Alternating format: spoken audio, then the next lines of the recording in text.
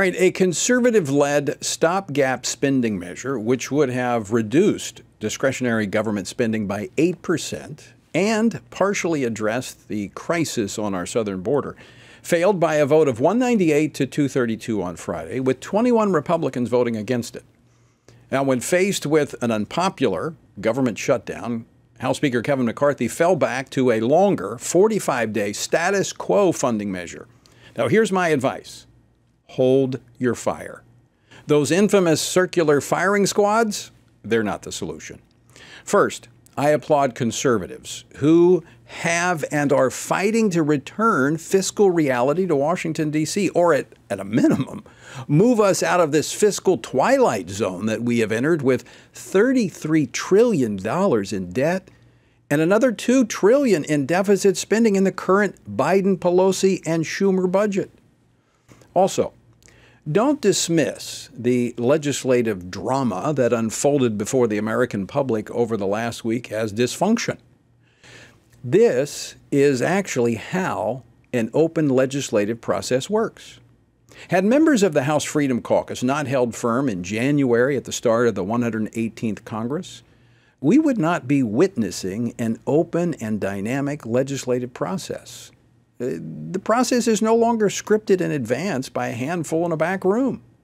In short, this often turbulent, unpredictable process has been instrumental in returning Congress to operating as it once did and should, with individual members representing their constituents having a voice in the process. Now, that said, if you're 4th and 15 on the 20-yard line, the clock is about to run out and the score is tied, you'll want to put some points on the board. A touchdown would be incredible, but you've gotten as close as possible. A field goal would be a good option, as 3 points, frankly, are better than none. House Republicans missed an opportunity to put points on the board by failing to approve the conservatively negotiated spending measure. Now, it wasn't perfect.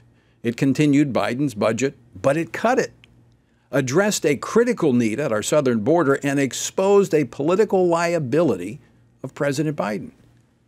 Now, I learned this both inside and outside the legislative process. You fight with all of your might for what is right.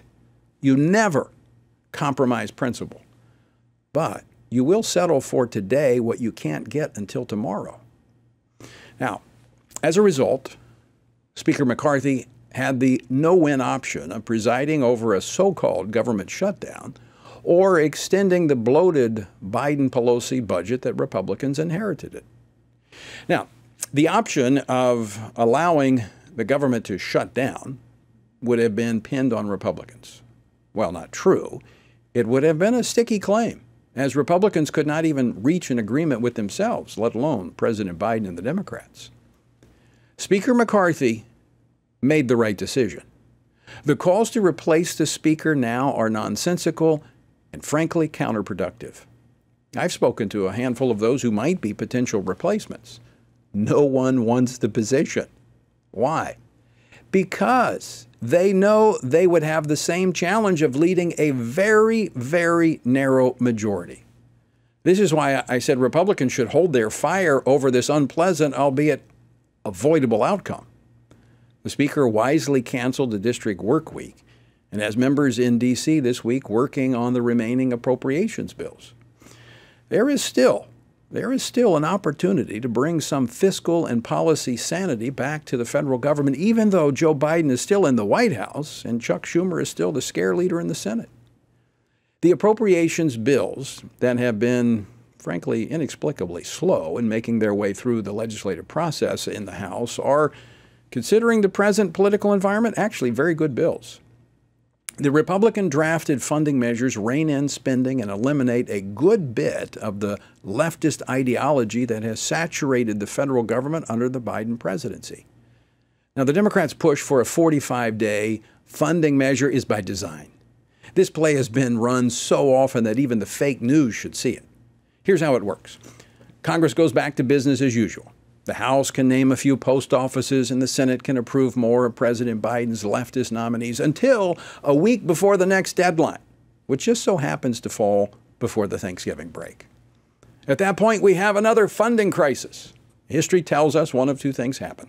A handful of appropriators will cobble together a massive omnibus spending bill in a back room and then unveil it right before Thanksgiving to their colleagues, giving them just hours to vote on a bill stuffed with leftist priorities.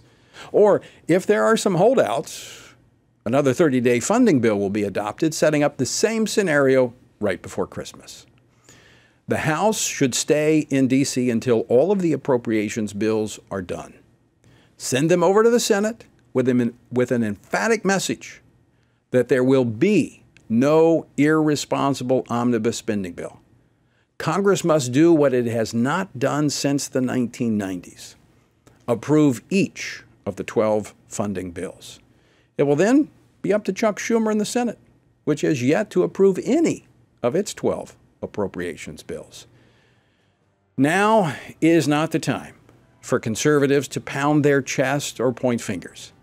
It is time to take the gains and the losses and move the nation toward the goal of greater fiscal and moral responsibility. And that is where I stand.